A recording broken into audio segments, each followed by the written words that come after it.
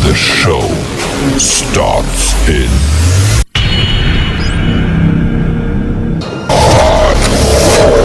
3, 2, 1, go!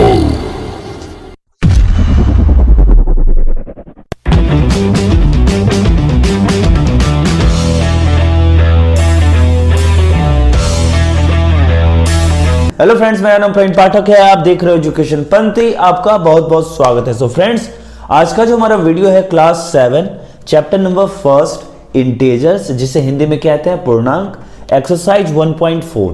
क्योंकि मैंने इससे पहले एक्सरसाइज 1.1 से लेके 1.3 तक ऑलरेडी करवा दिया है आपको, जिसका लिंक आपको डिस्क्रिप्शन में मिल जाएगा और ऊपर आपको आई बटन भी दिख रहा होगा, वहां भी जाके आप देख सकते हो। ठीक है फ्रेंड्स, मैं आपको एक चीज और बताना चाहूंगा। ये जो एक्सरसाइज 1.4 है, इसमें मैंने आपको क्वेश्चन नंबर 1 से लेकर 3 तक ऑलरेडी करवा दिया था, जिसका लिंक भी आपको डिस्क्रिप्शन में मिल जाएगा। तो इस वीडियो में मैं आपको क्वेश्चन नंबर 4 से करवाऊंगा। तो चलिए शुरू करते हैं आज का जो हमारा वीडियो।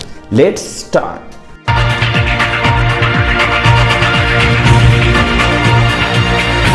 सो फ्रेंड्स, देखो क्वेश्चन नंबर 4 हमसे क्या कह रहा है।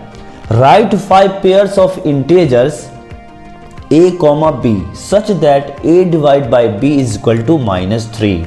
Okay, one such pair is 6 - 2 because 6 divided by -2 is equal to -3. देखो क्वेश्चन नंबर 4 में हमें क्या दिया हुआ है कि राइट 5 पेयर्स ऑफ इंटीजर्स, हमें इंटीजर्स के 5 पेयर लिखने हैं। ठीक है, a, b यानी a और b क्या मान लिया कि ये दो इंटीजर हैं।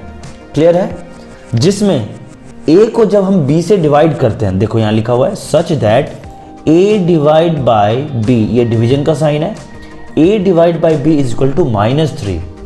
हमें एक पेयर दे दिया गया है, ऐसे ही हमें 5 पेयर्स लिखने हैं। तो देखो यहाँ पे अगर 6 डिवाइड बाय -2, यहाँ देख सकते हो आप, अगर 6 में अगर -2 से हम डिवाइड करते हैं तो -3 आता है। कैसे?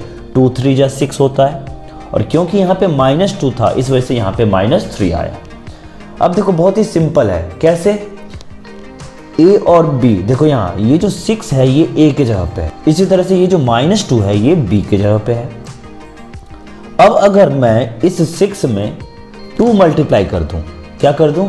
2 मल्टीप्लाई कर दूं। अब 3 भी कर सकते हो, 4 भी, कुछ भी कर सकते हो। तो देखो यहाँ पे अगर मैं इस 6 में 2 मल्टीप्लाई कर दूं और ये जो -2 है इसमें भी 2 मल्टीप्लाई कर दूं, तो देखो क्या होगा। अगर मैं 6 में 2 मल्टीप्लाई कर दूं, मैंने लिखा 12 डिवाइड बाय, अब यहां देखो ये जो -2 था इसमें भी मैंने क्या किया? 2 मल्टीप्लाई कर दिया। क्लियर है, यहां मैंने यहां कर दिया -4। आई होप आपको ये समझ में आया होगा ये -4 क्यों हुआ। मैंने क्या किया, ये जो 6 था इसमें मैंने 2 मल्टीप्लाई कर दिया, तो 6 2 जा क्या होता है? 12 होता है। इसी तरह से -2 ये b के जगह पे था और ये 6 किसके जगह पे था? a के जगह पे। तो मैंने 6 में भी 2 मल्टीप्लाई कर दिया और -2 में भी 2 मल्टीप्लाई कर दिया। तो -2 में 2 मल्टीप्लाई करो तो क्या होगा? -4। मैं आपको एक एग्जांपल के तौर पे बता रहा हूँ कि आप कोई भी डिफरेंट वैल्यू ले सकते हो। अब यहाँ देखो 12 और -4 ये दो इंटीजर हो गए।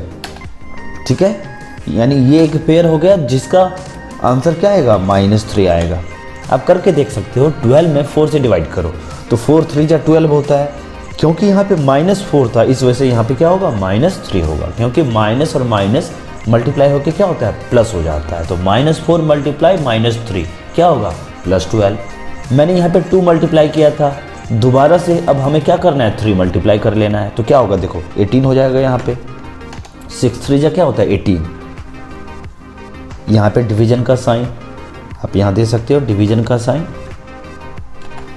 और यहाँ पे क्या हो जाएगा? अब मैंने -2 में क्या मल्टीप्लाई कर लिया? 3 मल्टीप्लाई कर लिया, तो क्या होगा? यहाँ पे हो जाएगा -6। 2 3 जा 6 होता है ना। इसी तरह से यहाँ पे इक्वल का साइन और यहाँ पे -3। अब नेक्स्ट क्या होगा? देखो यहाँ 6 में 4 मल्टीप्लाई कर लो, 6 4 जा 24, डिवीजन का साइन होगा यहाँ पे, और यहाँ पे क्या हो जाएगा? -2 में 4 मल्टीप्लाई कर लेना है, क्योंकि 6 में मैंने 4 मल्टीप्लाई कर लिया, तो 2 4 जा 8। देखो यहाँ -2 में 4 मल्टीप्लाई कर लो, क्या होगा? -8 होगा। आपको पता होगा।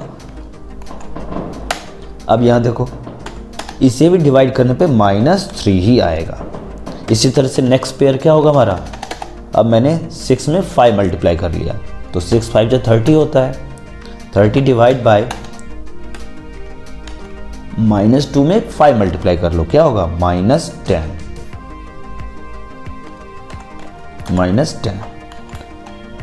क्या होगा देखो, इसका आंसर ये भी -3 ही होगा। नेक्स्ट जो पेयर होगा 6 6 जो 36 होता है, तो यहाँ पे 36 लिख दो और डिवीजन का साइन, यहाँ पे -2 में 6 मल्टीप्लाई कर लो, क्या होगा -12। ठीक है फ्रेंड्स, आई होप आपको समझ में आ रहा होगा, मैं अच्छे से आपको बताने की कोशिश कर रहा हूँ। यहाँ पे -3 हो जाएगा। अब क्वेश्चन नंबर 5 करते हैं फ्रेंड्स। देखो क्वेश्चन नंबर 5 हमसे क्या कह रहा है, the temperature at 12 noon was 10 degree C above 0 if it decreases at the rate of 2 degree Celsius per hour until midnight। ध्यान देना, क्वेश्चन हमें क्या दिया हुआ है कि द टेम्परेचर एट 12 noon, यानी जो टेम्परेचर है वो दोपहर 12 बजे, 12 noon का मतलब क्या, दोपहर का समय, दोपहर 12 बजे टेम्परेचर कितना था 10 डिग्री C यानी 10 डिग्री सेल्सियस था अबव 0। अबव 0 का मतलब क्या हुआ, अगर टेम्परेचर 0 डिग्री से 10 डिग्री C अबव है, इट मीन्स क्या, वो प्लस में होगा या माइनस में होगा, ऑब्वियसली प्लस में होगा। ठीक है, अब ध्यान देना, if it decreases at the rate of 2 degree Celsius per hour until midnight. अब कह रहा है कि दोपहर 12 बजे तो हमें ये मालूम होगा कि 10 डिग्री सेल्सियस अबव था 0 से, it means plus 10 degree Celsius था, लेकिन कह रहा है कि इफ इट डिक्रीजेज, अगर टेम्परेचर डिक्रीज हो रहा है, कैसे, at the rate of 2 degree Celsius per hour, यानी हर 1 घंटे पे टेम्परेचर 2 डिग्री सेल्सियस क्या हो रहा है, डिक्रीज हो रहा है। डिक्रीज होने का मतलब क्या, माइनस में जा रहा है। At what time would the temperature be 8 degree C below 0।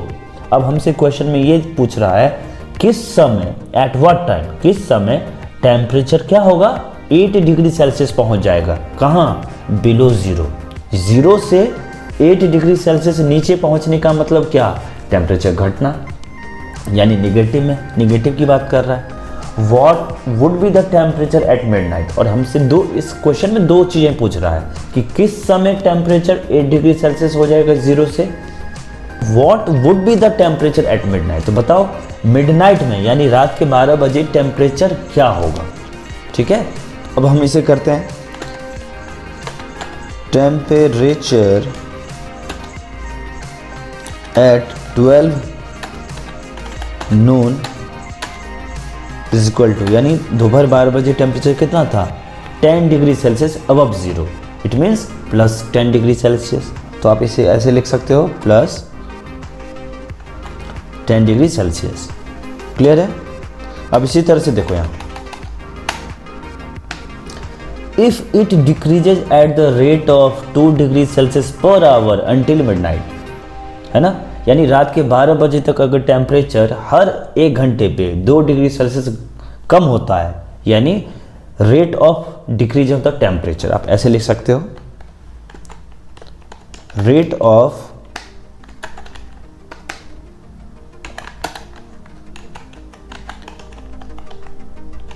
decrease of the rate of decrease of the temperature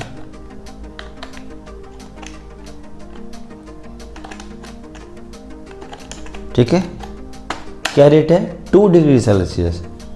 अब ध्यान देना एक चीज, यहाँ पे एक rate of decrease of the temperature, अगर टेम्परेचर घट रहा है, ठीक है, रात के 12 बजे तक हर 1 घंटे पे 2 डिग्री सेल्सियस, तो आप डायरेक्ट लिख सकते हो -2 डिग्री सेल्सियस, -2, इसको यहां लिख दो आप ऐसे,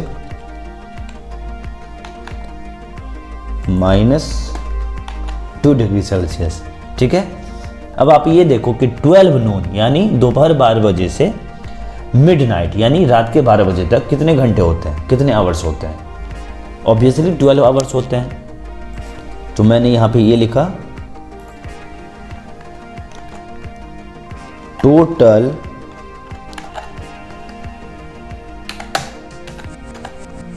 number of hours from 12 noon until midnight, until midnight is equal to कितना 12 hours। क्लियर है? अब देखो यहां पे change in temperature, change in temperature. अब टेम्परेचर में क्या होगा change? Change in temperature is equal to 12 multiply -2 temperature at midnight, यानी रात के 12 बजे टेम्परेचर कितना था या कितना होगा वो निकाल सकते हैं हम यहाँ पे। टेम्परेचर एट मिडनाइट क्या होगा? ये जो क्वेश्चन हमसे पूछ रहा है कि मिडनाइट तक टेम्परेचर क्या होगा, ये हमें फाइंड करना होगा क्या 12 नून से लेके। ठीक है, हमें कैलकुलेट किससे करना होगा 12 नून, यानी दोपहर 12 बजे से लेके रात के 12 बजे तक टेम्परेचर कैलकुलेट करना होगा कि क्या होगा। तो अगर दोपहर 12 बजे +10 डिग्री सेल्सियस टेम्परेचर है, अब क्या होगा? बीच में मैंने प्लस लिख दिया और यहाँ हो गया -24। ठीक है, यहाँ मैं इसे कॉपी कर देता हूँ।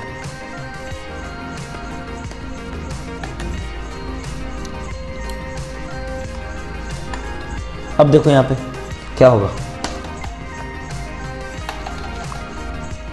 Is equal to 10 degree Celsius plus और माइनस क्या होता है? -24।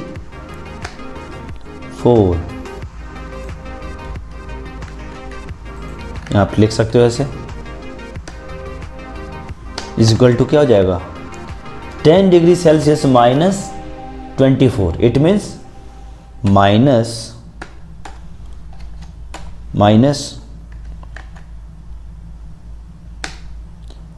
यहाँ 14 हो जाएगा। 10 डिग्री सेल्सियस -24 डिग्री सेल्सियस क्या होगा? -14 डिग्री सेल्सियस। तो देखो यहाँ पे what would be the temperature at midnight, तो रात के 12 बजे यानी मिडनाइट में टेम्परेचर क्या होगा? तो -14 डिग्री सेल्सियस हो जाएगा। क्लियर है इतना? अब हमें एक चीज तो हमने फाइंड कर लिया कि रात के 12 बजे टेम्परेचर -14 डिग्री सेल्सियस होगा। Difference between the temperature from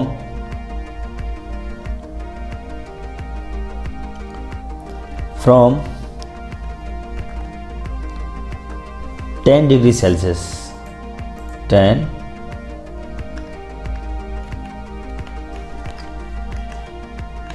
10 degree Celsius,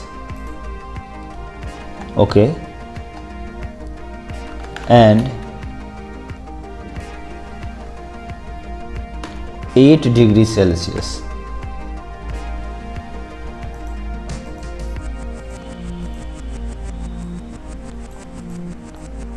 8 degree Celsius. ठीक है, यहाँ क्या हो जाएगा? देखो यहाँ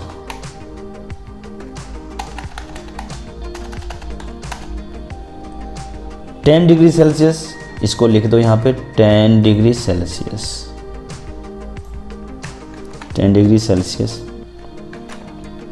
माइनस, अब एक चीज ध्यान में देना, ये जो 8 डिग्री सेल्सियस है, ठीक है, ये प्लस में होगा या माइनस में होगा?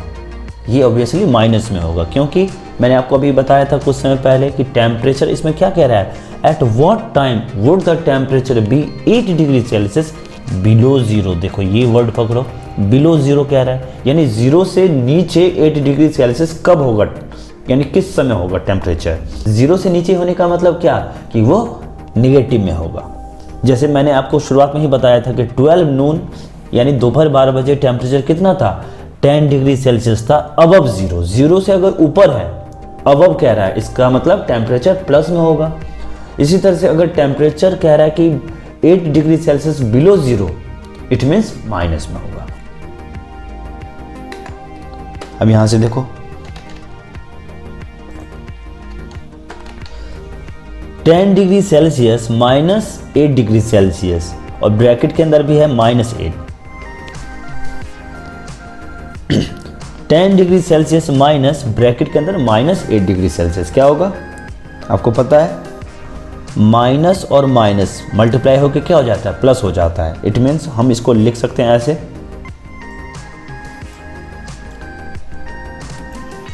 10 डिग्री सेल्सियस बीच में हो जाएगा प्लस, और यहां पे हो जाएगा 8 डिग्री सेल्सियस। अब ध्यान दो, number of hours required is equal to क्या हो जाएगा? 18 डिवाइड बाय 2, ये हो जाएगा 9। It means 9 hours.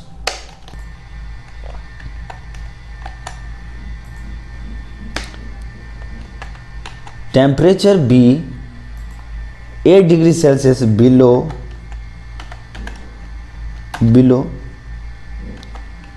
Zero at 9 PM।